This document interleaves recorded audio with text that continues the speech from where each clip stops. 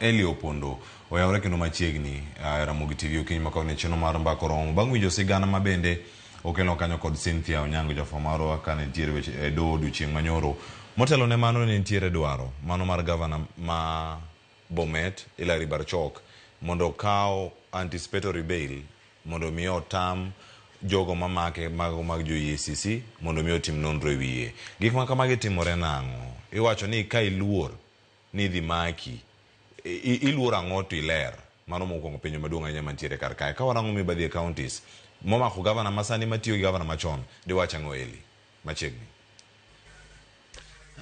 Erokamano Cleophas. Gima anyalo wacho e cases ariyogi en mana ni iwuondo wang jopiny gi wach case madhi mbele mar Wangamati kod Barchok because Cleophas wabed joma ratiro. Kenya ka wawito moloyo 1 billion mano mag gi dho sirkal. To king'iyo report mar the Transparency International, king'iyo kata international audit boards mosetimo research mopogore, Kenya wito more than 2.something billion every day. And king'iyo kata counties wate kapok adhi specific to case madhi mbele ne.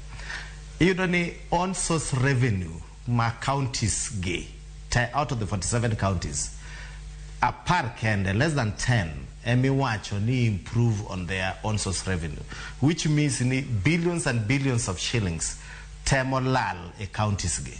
Koro cases ariyo madhi mbele gi, number one anang'iyo yore ariyo. Number one, king'iyo ji ariyo gi, those Wangamati kod the governor Bomet, they are in a different political faction. And wabo neno ni cases madhi mbele Kenya ka nitiere gimiluongo ni selective judicial process. Ma ka in ja in maber gi sirkal madhi mbele to in iwiri mana kapamba. Ma dire moko ni wacho ga ni iluoki mi bed kapamba.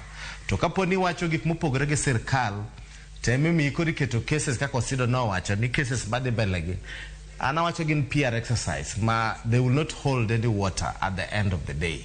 Gimba ni keto gia kita kamano ni mondo ng'e jopiny ni we are fighting about corruption, then bende it's part of, for me, and get intimidate jogo because gin get different political persuasion. Indeed, corruption is a cancer in this our country. Making'iyo pesa malal ei Kenya ka to nyalo bugia boga na ng'umatimo. To moloyo counties wa. Counties were very porous. Kaging'iyo ng'ia werigi revenue allocation ma ogol gi national revenue. Wawacho on source revenue.